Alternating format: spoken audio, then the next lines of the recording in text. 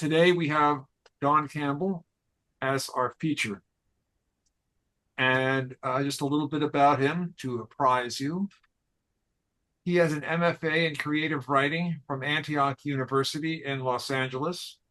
He taught writers seminar at the Occidental College, Upward Bound, for 36 years, been a coach and a judge for Poetry Out Loud, is a performing poet teacher for Red Hen Press youth writing workshops, involved with the LA coordinator, is the LA coordinator for the California Poets in the Schools, poetry editor of the Angel City Review, publisher of Four Feathers Press, and the host of Saturday afternoon poetry reading series in Pasadena, California. Although I might be throwing you a bit of a curve right now. You know, I'm so old, I've done so much. It's so hard to choose. I found another way, and that is to enlist the audience itself to help me choose what poems I'll be reading. Of course, they have no foreknowledge of my poems. All they can go by is numbers. For example, I've got my oldest poems queued up, ready to show. These poems are all pretty much written in the 20th century. I'll be reading one of them, and one audience member will be selecting which poem I read blindly. 6. KPG's volunteering to go first. Okay. 6. So all you got to do is pick a number between 1 and 125. 6. 6 it is. She said that like she had foreknowledge or something. Well, I'm familiar, Mr. Don Kingfisher Campbell, with your techniques. Hey, she used all three names. Yes. Yeah, I use all three names. Yeah. Here's proof. All right. Poem number 6 coming up.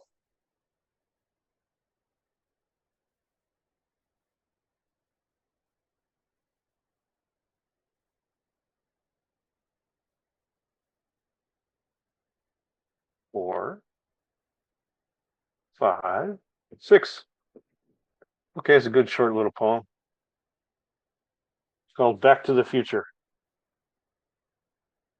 I wish I could have ridden on my great uncle's junk truck with my teenage dad. We could have struggled to carry rusted ice boxes and flat tires through the Depression together. I wish I could have snuck love poems in my mother's purse when she was in a different high school each year. We could have played Back to the Future. Instead, I've given change to every storefront solicitor I've seen and verses for all dark-haired women kissed. I have been the combination of my parents more than half a century.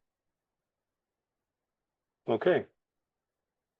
So that's a sampling of an old collection called From One Century to the Next, which you can read in its entirety for free on the internet.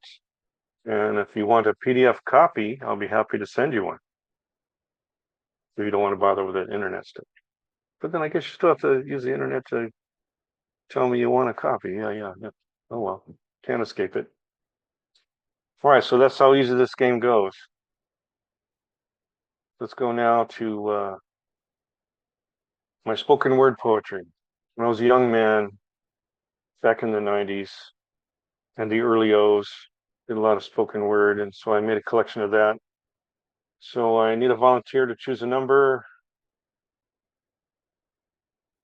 I see our host before Tommy. I'm sorry. Is it Tommy? 120. Or did No, Tommy Dan. go first? Hold on, Dan. Okay. You're going ahead. Okay. I was trying to apologize to Tommy. You will go after Dan. Okay, Tommy? I'm sorry. I thank you for being so understanding.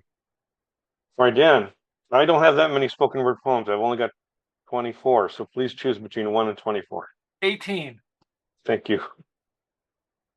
Let's see what I get myself into here, huh?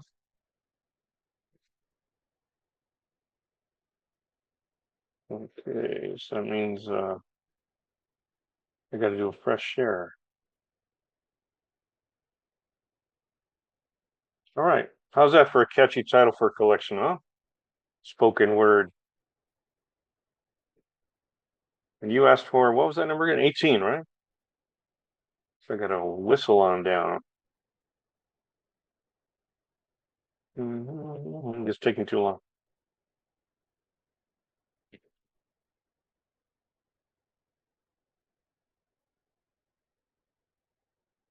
Almost there. Sorry for all this dead air. 18. Oh, hey, it's an award-winning poem. Woo! Okay. This poem needs no explanation. I'll just read it. It's called Need Comfort? Try to walk in a supermarket, pushing a shopping cart with store music wafting, fluorescent lights buzzing above, could be any major city in the good old familiar U.S. See those bright, friendly boxes of Tide and all, pyramid families of fruits, rows of Campbell's and Cheetos, the half-price bakery cart, the Cosmopolitan magazine woman greeting me at the check stand? Then I'm stepping out into the pole lamp lit American night, Volkswagen Vanagons, Honda Civics, Jeep Cherokees in the parking lot. Turn my ignition key to return to the California stucco apartment I live in, whistling mindlessly an America tune from my car radio. After I pull out, another car pulls in.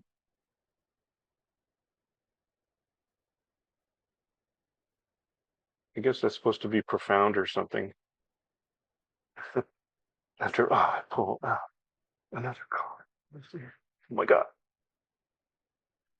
Well, it was a true story back in the turn of the century, which brings us to the third of 6 collections I have to share with you. I was going to say that spoken word is something that you can actually buy if you're feeling like doling simoleons.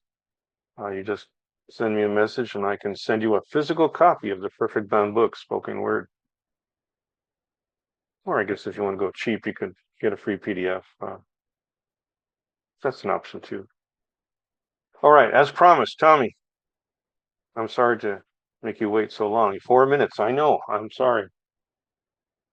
It was a long wait. But you're muted. You're muted. Yeah. Oh, you're lucky. You get the next collection. And let me see what the name of that next collection is. It's called. Oh yeah, yeah. These are like a bunch of published poems. Okay, so they must be good because other people said they were good. Okay. And getting back to you, so I believe the numbering. Let me double check that numbering real quick. I think it goes. Yeah, yeah, yeah. So you want a number between 1 and 72. Number 4. Oh wow, is that where you're going? Okay. Yeah, that's why I've You been had it holding all 15. pre-figured. All right. All right. All right. Let's see what the lottery gives us. There it is, the planet of the Orioles. It's a bit of a story, that cover. I'd love to tell it to you. One day, I was in a classroom, and there were students. And one student had, you guessed it, a bunch of Oreos. And I looked at her, and she looked at me, and she must have realized I wanted Oreos.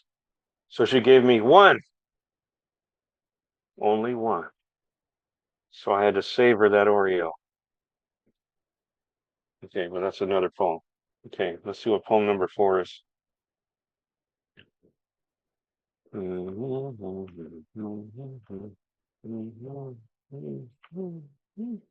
Oh, this is a fun little poem. It's a good thing you get to see it because it's kind of a wordplay thing. It's called Mans. Let me get this straight. These humans are divided into two mans, man and woman. And they have the nerves to differentiate each other even further by something small as color, tint, hue. Man, help me understand. These humans believe they can create machine exhaust without repercussion to human lungs and planet. Then these humans put chemicals in their food and bodies and act surprised when their internal illnesses multiply like plants die. Strangest of all, they have created the greatest good imaginable, poetry, and soak their brains instead with trivial news, game shows, video consoles, slam bang movies, and occasionally listen to poetic words only in times of untimely death. All right, I think I've got these humans figured out. They specialize in underachieving so as to resemble their gods who seem to have the same traits. No wonder they merely existed for 1,000,000 years, been civilized for a few thousand. They should be gone in a century or two, unless they learn to make a hospitable existence with their planet. Okay. That was my attempt to be punny. Thank you. Your silent applause reverberates in my ears. All right, 3 down, 3 to go. Hope this has been pretty painless so far. Let's see what's coming up. Look at my stock. Well, it's time now to go to a slightly different type of stock. Yeah, this one over here. Here we go.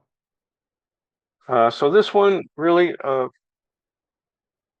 I have to mention these books because they're being sold by Cyberwit Press, my publisher, and so the money mainly goes to my publisher, and I get, a portion. So I'm not as enthusiastic about sharing these, but so this is just a sampler, okay, of 2 books. So there's only 8 poems to choose from. In fact, I think I'm going to choose the poem just to get it over with, and I can go on back to the more fun stuff. Is that a good instinct?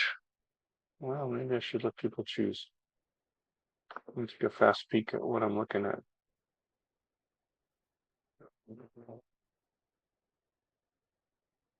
Oh, what the heck? We'll do numbers. Yeah, and I underestimate anyway. There's 10 poems to choose from. So I just need a number from 1 to 10 from someone who hasn't spoken. I see Britt. 7. 7. Britt had his finger up for a 1. Yeah, the man with the finger up. I apologize to the Berkeley High Jazz. Well, you can always do You'll be number next. 7. Okay, Britt 80, I saw you first. Am I wrong? Am I some kind of You're referee? correct. Did I get it wrong? No. No? Okay. So what number, sir? 1 and 10. 1 it is.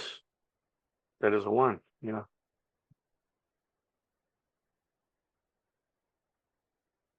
Let's see what. Oh, yeah. Okay. Yeah. Okay. I know which poem this is. This is one of my absolute earliest poems. I'm gonna make this a little bigger so I can see it.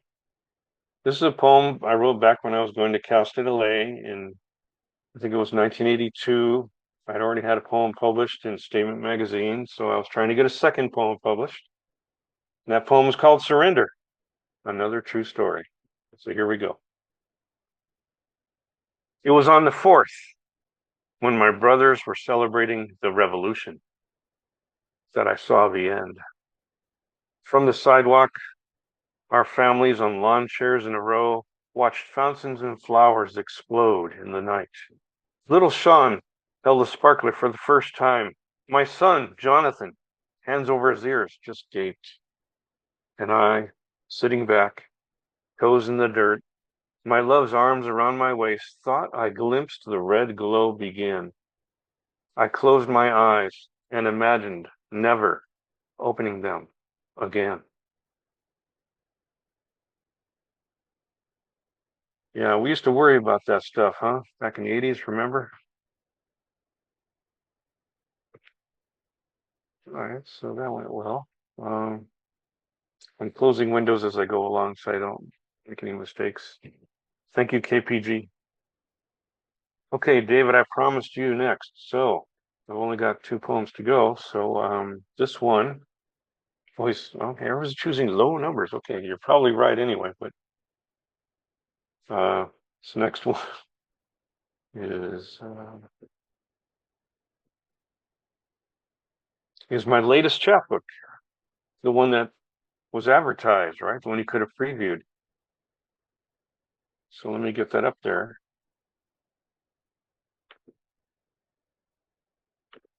Yeah, I read the whole thing on the internet, put it up on the YouTube, and then it's also on a website, the whole thing. So this is just not for sale, you know? I mean, if you want a PDF copy, I'll send you one, but that's about all I can do. And choosing poem number 7, that means 60. It's a poem called 60, and that's because I'm a board member of California Poets in the Schools. That's the one thing Dan left out in my intro. It's the most recent thing. I was on the board many years ago. I think it was 1996 or something. And back then, taking a trip up north to go to board meetings, I didn't have the wherewithal to do it. So I ended up resigning because I couldn't make it to all the board meetings. And then just as this past year, there was a call for people to apply to be on the board. So I thought, oh, well, maybe it's time now because we have Zoom. So all our board meetings are on Zoom, so it's no problem at all. And this is California Poets in the Schools' 60th year. So we're encouraging people to write poems concerning the number 60. And so my poem is called 60. Here we go. When I was a baby, 60 was my first full year of life in North Hollywood. Then my family moved to Monterey Park, where I collected more than 60 Hot Wheels. As a teenager, I reveled in 60-minute music shows in my portable bedroom, black and white. Becoming an adult, I discovered the joy of 60 little flowers in a bush that looked like popcorn. Now that I am over 60, I appreciate being able to drive the 60 freeway for 60-cent tacos on Thursday night. I lie in bed and wonder if I have 60 more days, or 60 more months, or 60 more years to breathe the rest in.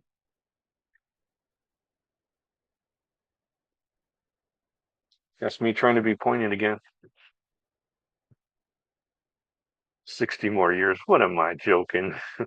I have to live to 120 to do that. Or we are 124. All right. And to conclude, this latest thing, kind of a weird thing to explain, but I have a friend who's a poet. It's kind of my best friend, and we've been friends for a quarter century. We've gone on road trips to Sacred Grounds back in 2009. We read at Sacred Grounds in San Francisco. I remember the view out the window and everything.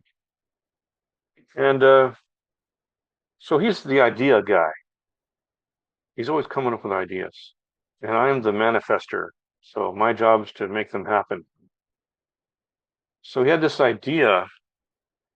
He wanted to create a poetic collection that was shorter than a chapbook, but longer than a broadside. And he settled on 16 pages, but not 16 pages of poetry. Oh no. My friend, I guess I can say his name because I think KPG knows him, Marvin Lewis Dorsey. He's a great photographer too. I mean, he's equally talented in both. So his work contains a mix of poetry and photography. And he made it a requirement for this forum to have a mix of poetry and photography. And we tried to come up with a name for it. And the closest thing I could think of that approximated what he did, because it was 16 pages and therefore printable and folded, if he folded, I don't know, 4 times or something. So I said, that's just like a libretto, right? Like when you go to the opera and they give you the lyrics it's printed out on a pamphlet. So I said, you created a poetic libretto. Well, you like the sound of that. So that's what it's called, the poetic libretto. So I'm going to share the poetic libretto that we made together. It's the first one we've done together. He's made many of them on his own, and I've made a few on my own. So this is the one we made together. I'm not going to ask for numbers here. I'm just going to read the last poem because it's the best one. And the others are good too, but okay. Share screen. Make sure it's up.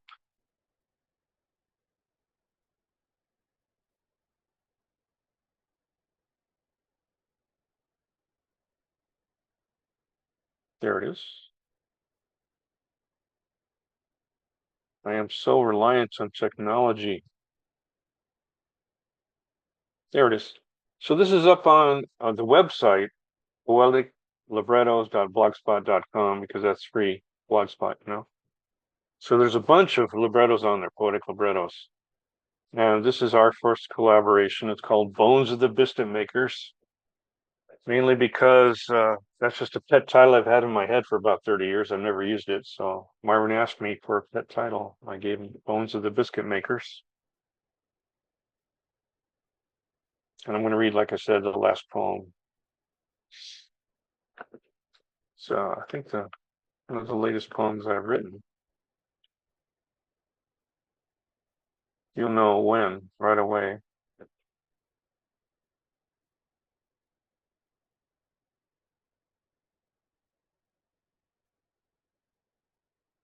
There we go. It kind of harkens back to Surrender. There's your clue. It's called The Reenactment of the Revolutionary War Has Begun. Pistol shots repeat into the air. M80s boom, nearby scare. Skyrockets sizzle, then fizzle. Below the din on city streets, safe and sane fireworks add to the low-level smoky haze. Tonight, spool out the water hose, douse those spent charges, go to bed and get under cover. Next morning, gather all the cardboard and plastic, toss everything into the rolled waste bins because in our neighborhood, it happens coincidentally this 248th year to be trash day. Is that a blessing upon this stretch of a United States of America with a Spanish name for a region and a turtle island on which we now reside?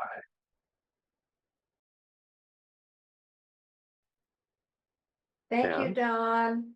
thank you, Unmute, ladies and gentlemen. Show some Very nice. appreciation. Thank you. It was great that you read that last one, Don. I've heard you read that one before. It's fun. I thought it was great. I thought it was really great. I welcome your judgment. Thank you.